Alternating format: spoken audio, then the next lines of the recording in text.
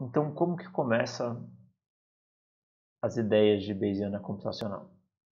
Em geral, a gente vai ter um problema em que é caro calcular a nossa posteriori. Ela vai envolver calcular, por exemplo, uma integral ou várias integrais.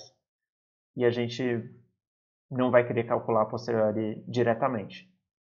Mas a gente vai querer calcular a média de um h de θ a posteriori de uma forma eficiente. E tem muitas coisas que podem ser representadas pela média de um h de θ. Né? Então, por exemplo, se a gente quer calcular a esperança de θ dado x, bem, isso é a mesma coisa do que escolher que h de θ é igual a θ, naquele caso. Né? E se a gente está falando sobre calcular a esperança de h de θ dado x. Né? Então, isso aqui é a mesma coisa que tomar h de θ. E se a gente quer calcular a variância da posteriori, por exemplo? Bem, isso a gente pode fazer duas instâncias de h de θ, né? Isso a gente viu que é esperança de θ ao quadrado dado x menos a esperança de θ dado x ao quadrado. Então, a gente pode usar o cálculo da esperança de θ dado x e o cálculo da esperança de θ ao quadrado dado x para calcular a variância de θ dado x. E se a gente quiser calcular, por exemplo, a probabilidade de θ menor ou igual a uma certa constante dado x? Quer dizer, agora onde está a esperança? A gente viu que a probabilidade ela também pode ser escrita como a esperança da indicadora de θ menor ou igual a k, dado x. Em outras palavras, nesse caso aqui, se a gente usar h de θ como sendo a indicadora de θ menor ou igual a k,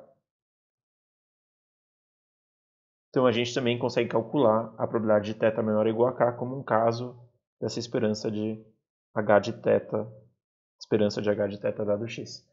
Então eu só estava mostrando para vocês que, ainda que aquilo que foi escrito, né, no slide anterior, só a esperança de um h de θ dado x parece ser um objetivo pequeno, né? Mas que se a gente conseguir calcular isso, a gente consegue calcular várias características da posteriori. A gente consegue de fato calcular a posteriori inteira, né? Se a gente calcular a probabilidade de θ menor ou igual a uma certa constante, dado x, para toda a constante, a gente vai obter a acumulada da posteriori. Então esse pode parecer um objetivo pequeno, mas na verdade tem muita coisa por trás desse objetivo aqui. E ele tem muita informação da posteriori. Então como que a gente consegue calcular isso? A gente vai começar falando uma primeira técnica, que é a amostragem por importância. Como que ela funciona?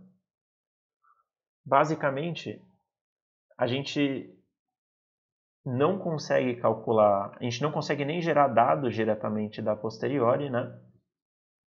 Se a gente fosse, por exemplo, usar uma espécie de Monte Carlo, que a gente tem nas notas de aula, na seção 9.1, mas eu não vou rever, né, em Bayesiana. Mas se a gente fosse fazer Monte Carlo, daí a gente precisaria gerar dados diretamente da posteriori. Mas muitas vezes a gente não consegue fazer isso, gerar dados diretamente da posteriori.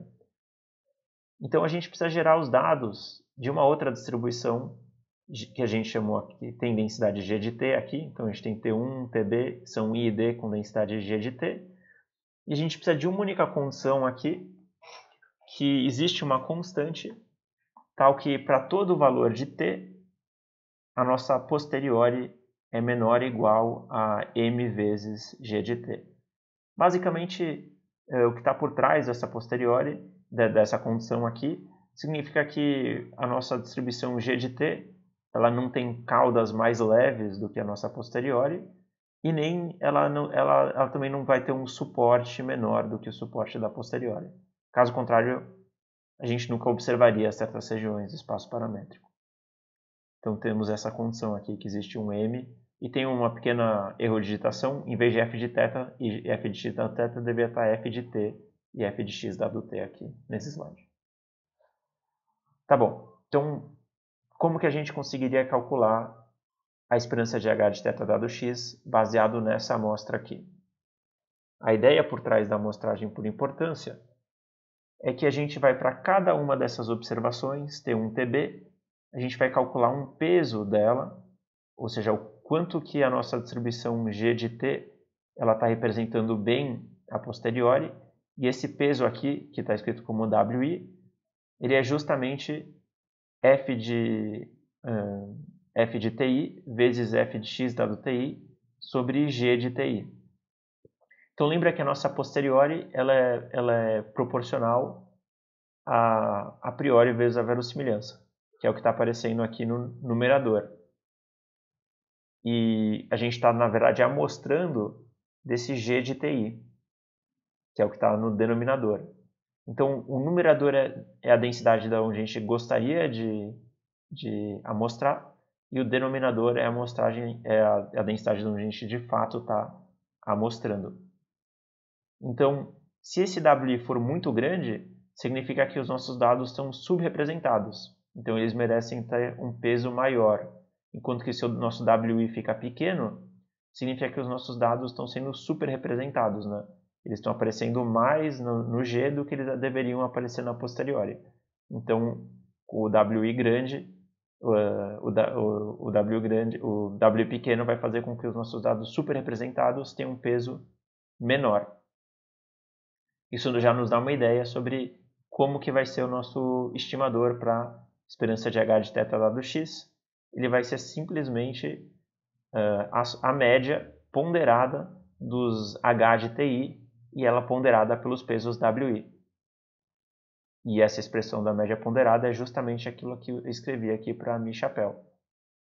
Então, a gente consegue calcular a nossa esperança de H de θ dado x com uma alta precisão, né, pegando um B muito grande, fazendo simplesmente uma média ponderada dos H de TI e ponderada pelo peso de o quanto G de T está superrepresentando ou subrepresentando os dados. Esses pesos são dados aqui pelo WI que aparece. Então, se a gente juntar essas ideias, a gente viu que a nossa posteriori, né, F de θ dado x,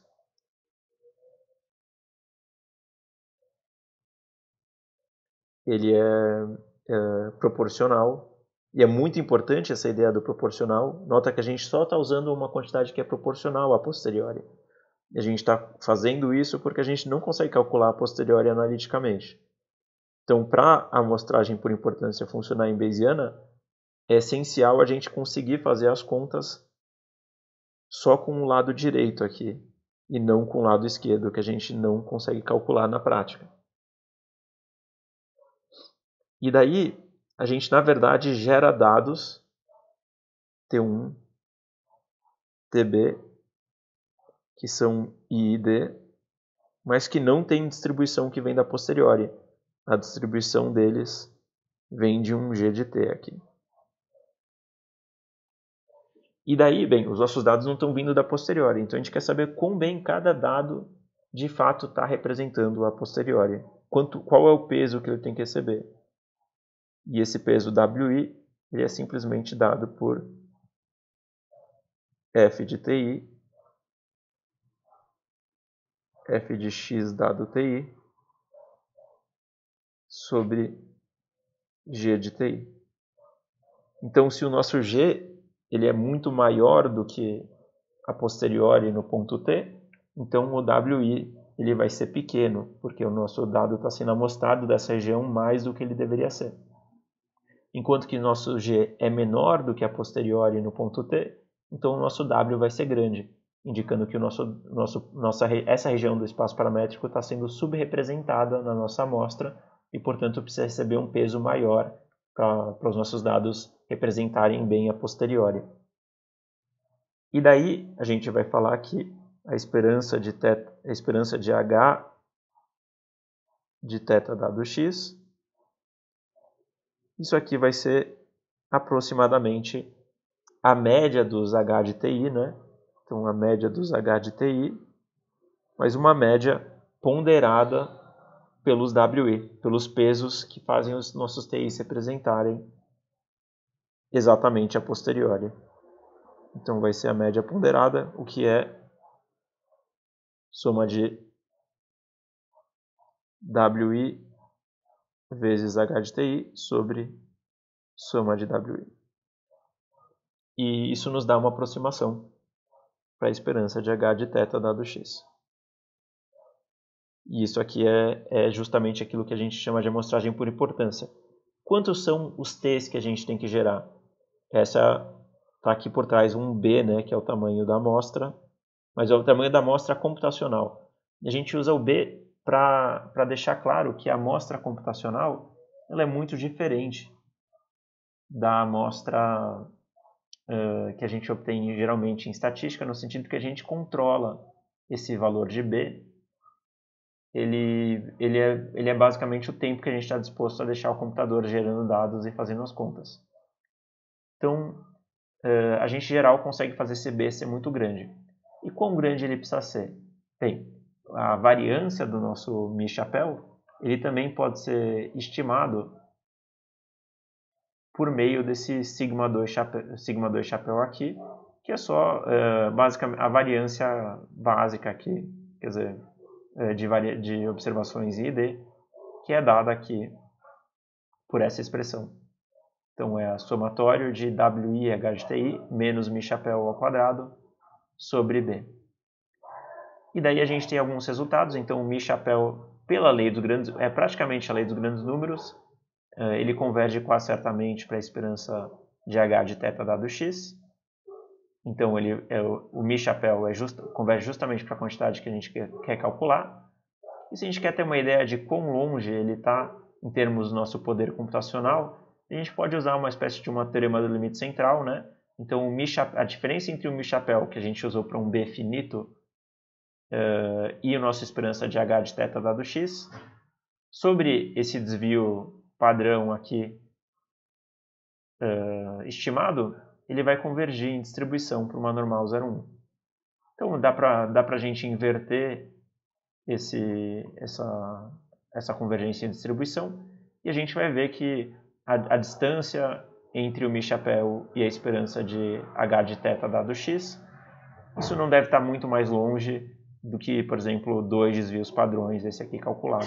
Então, se esses 2 desvios padrões são pequenos o suficientes para o nosso fim, daí essa técnica vai nos dar, o Mi-chapéu vai ser uma boa aproximação computacional para a esperança de H de θ dado X. E daí a gente pode calcular várias características da posteriori que a gente tem interesse usando essa técnica. E eu vou ilustrar ela com um exemplo em R no próximo vídeo.